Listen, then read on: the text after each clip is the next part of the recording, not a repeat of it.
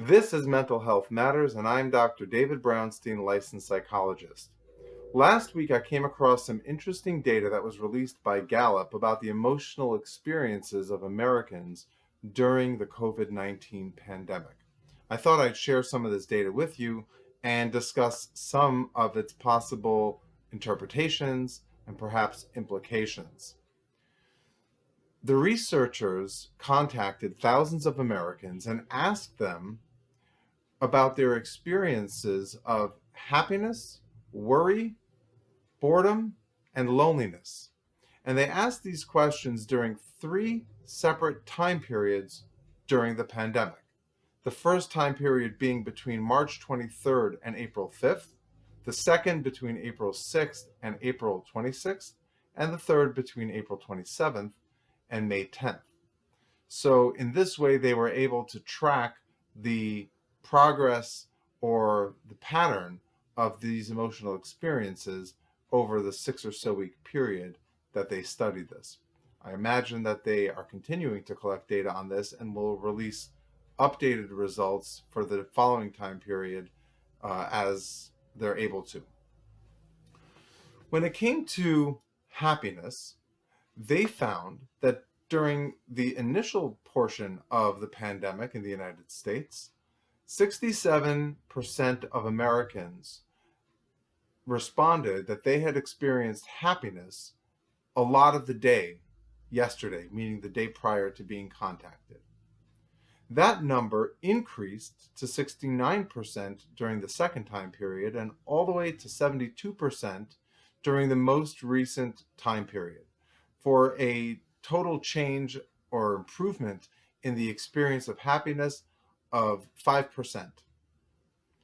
When looking at boredom, they found the opposite trend.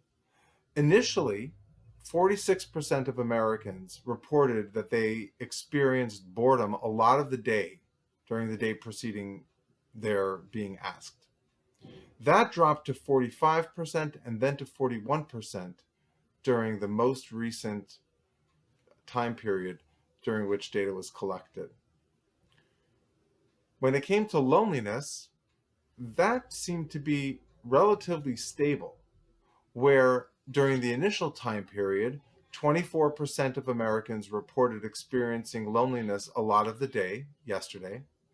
That ticked up to 26% and then back down to 24% during the most recent time period during which data was collected.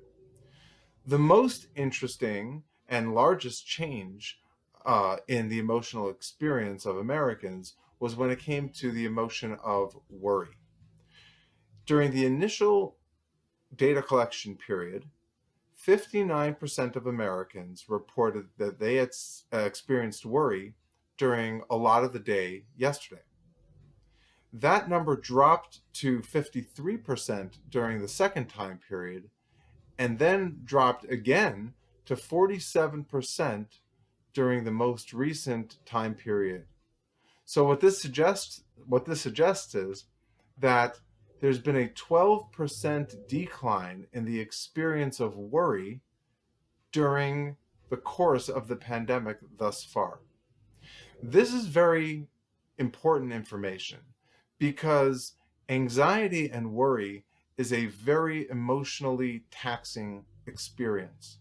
And for understandable reasons, people would experience increased levels of worry and anxiety during a time period and during such as this during a pandemic. There are certainly worries related to finances, worries related to employment, relationships. Of course, there's worries related to health of oneself and of loved ones. There's a lot to worry about. There's worry related to the uncertainty of what is going to be. And so this is very relevant to the mental health of Americans as a whole. In considering why this decline might have taken place, we could perhaps speculate that there are a number of factors that contribute to this decline in worry. Specifically, at the outset of a pandemic, people don't know what to expect. They don't know how long the changes that they're being asked to endure are going to last. There's a lot of unknowns.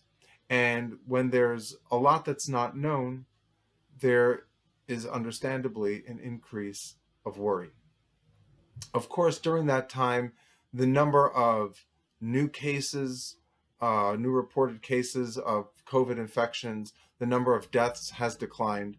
So people have been able to see, either in their personal lives or by following the data, that things at least appear to be improving somewhat. In addition, many people who were out of a job, out of work, may have either be going back to work or have some hope about being able to go back to work. People who had to file for unemployment perhaps are beginning to get their benefits or are figuring out how to manage on the changed, the change amount of income that they now have. So over the course of that 10-week period, it's understandable that there would be a decline in worry. However, when you compare it to the changes in the other emotions, you see that this emotion, the emotion of worry, had the most significant change. And thankfully, that change was in a positive direction where Americans are now experiencing less worry. I will continue to follow this data and update with videos when new data is released and discuss the implications as the data warrants. Thank you for watching. You can find me on the web at drdbrownstein.com or at facebook.com/drdbrownstein. I'm also on LinkedIn and other social media platforms.